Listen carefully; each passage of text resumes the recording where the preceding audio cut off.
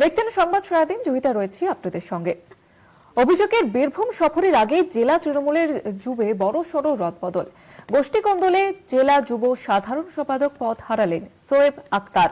অনুব্রত মণ্ডল ঘনিষ্ঠ হওয়াতেই চক্রান্তের অভিযোগ শোয়েবের।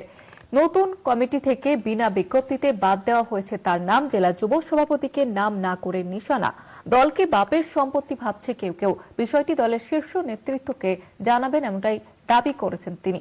কমিটি থেকে বাদ অনুব্রত ঘনিষ্ঠ শোয়েব আক্তার এবং এরপরে বিস্ফোরক মন্তব্য করেন তিনি। ঠিক কি জানিয়েছেন তিনি আপনাদের শোনাবো। কোনো আলোচনায় হয়নি। দলটাকে কেউ কেউ এখন ধরুন নিজের বাপতি সম্পত্তি মতো ভাবে ব্যবহার করছে, তাদের ব্যক্তিগত ব্যাপার। জানা ছিল না ব্যাপারটা। জানি না এটা শাস্তি না গিফট, বাট কেষ্টদার হাত ধরেই দলটা করা, উনি দলে নিয়ে এসেছিলেন। এবার তাতে কেউ যদি ওনার ঘনিষ্ঠ ভেবে যদি কোনো কিছু করে থাকেন তো সেটা তো আমাদের সঙ্গে টেলিফোন লাইনে রয়েছেন আমাদের প্রতিনিধি মনা বীরবংশী। মনা, আর কয়েক মাস তারপরে বিধানসভা নির্বাচন, তার আগে গোষ্ঠী কন্দল কিন্তু অব্যাহত বিভিন্ন কারণে। ঠিক কি পরিস্থিতি জেলা তৃণমূলের? দেখো, এই মুহূর্তে দাঁড়িয়ে বীরভূম জেলা তৃণমূল কংগ্রেসের বিশেষ করে গোষ্ঠী দ্বন্দ্বে জেরবার জর্জরিত একটা পরিবেশ, সেটা কিন্তু বলা যেতে পারে। কারণ তুমি জানো যে গতকালকে আমরা দেখেছিলাম সিউড়ি 2 নম্বর ব্লকে তৃণমূলের গোষ্ঠী দ্বন্দ্বে রীতিমতো উত্তপ্ত পরিবেশ কিন্তু তৈরি হয়েছিল। তারপরে দেখো আবারও নতুন করে বীরভূম জেলা তৃণমূল কংগ্রেসের বিশেষ করে যুব তৃণমূলে গৃহযুদ্ধে কিন্তু রীতিমতো একটা অশান্তর পরিবেশ। কারণ তুমি বুঝতে পারছো যে 6 তারিখে অভিষেক বন্দ্যোপাধ্যায়ের সভা বীরভূমে, তার আগে একটি তালিকা যুব তৃণমূলের প্রকাশিত হয়েছে। সেখান থেকে দেখা যাচ্ছে যে অনুব্রত মণ্ডল ঘনিষ্ঠ হওয়ায় একজন তৃণমূলের যুব নেতা, তিনি জেনারেল সেক্রেটারি এই শোয়েব আক্তার, তাকে সেখান থেকে সরিয়ে দেওয়া হয়েছে পদ থেকে। খুব স্বাভাবিকভাবে দেখো কলকাতা টিভির ক্যামেরায় কার্যত বিস্ফোরক মন্তব্য করেছেন সেই শোয়েব আক্তার, অনুব্রত ঘনিষ্ঠ তৃণমূলের যুব নেতা। তিনি বলছেন যে তালিকা প্রকাশিত হয়েছে সেটি কার্যত অবৈধ, অসাংবিধানিক, এটি পিকনিকের লিস্ট। শুধু তাই নয়, সরাসরি তিনি দলের অর্থাৎ বীরভূম জেলার যুব তৃণমূলের যিনি সভাপতি অভিষেক ব্যানার্জি, যার নাম বোরহান, আশিস বন্দ্যোপাধ্যায়ের সম্পর্কে তিনি আত্মীয় হচ্ছেন বিধায়কের, এমনটা জানা যাচ্ছে।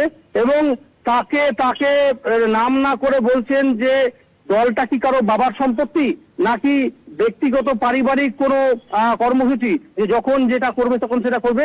অবশ্যই এই শোয়েব, যাকে সরিয়ে দেওয়া হয়েছে জেনারেল সেক্রেটারি পদ থেকে, তিনি যেটা বলছেন যে বেশ কিছুদিন ধরেই তিনি এই যুব ক্ষেত্রে, যুব সাংগঠনিক পরিচালনার ক্ষেত্রে তিনি কিন্তু প্রতিবাদ করেছিলেন যে কোনো মিটিং মিছিল হয় না, কোনো কি কর্মসূচি গ্রহণ করবো সেই বিষয়ে কোনো রকম কোনো কিছু পদক্ষেপ নেওয়া হয় না। কাজেই তিনি কি সেটি প্রতিবাদ করেছেন, তার জন্যই তাকে তার শাস্তির স্বরূপ হিসেবে তার মাথায় এই খাড়া হিসেবে তাকে এই পদ থেকে সরানো হলো। এবং তিনি এটাও বলছেন যে অনুব্রত মণ্ডল ঘনিষ্ঠ হওয়ার জন্য যদি দল আমাকে জেনারেল সেক্রেটারি পদ থেকে সরিয়ে দেওয়া হয়, এটা অত্যন্ত দুর্ভাগ্যজনক। কারণ অনুব্রত মণ্ডলকে দেখে তিনি দলটা করতে এসেছেন। অনুব্রত মণ্ডল তার অনুপ্রেরণা। খুব স্বাভাবিকভাবেই তিনি একটা বিস্ফোরক অভিযোগ করছেন এবং অবশ্যই বলতে পারে যে এই ঘটনাকে ঘিরে বিশেষ করে বীরভূম জেলা তৃণমূলের রীতিমতো আলোড়ন এবং বিতর্কের পরিবেশ তৈরি হয়েছে।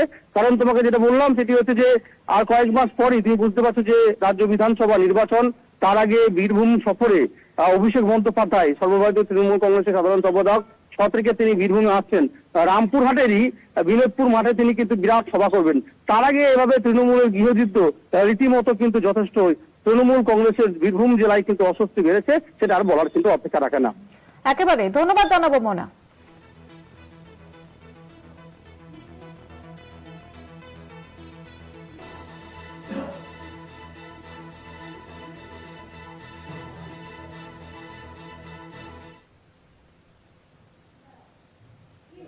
প্রবীণ নাগরিকদের শুনানি কেন্দ্রে দেখা গেলে কড়া ব্যবস্থা। সংশ্লিষ্ট বিএলও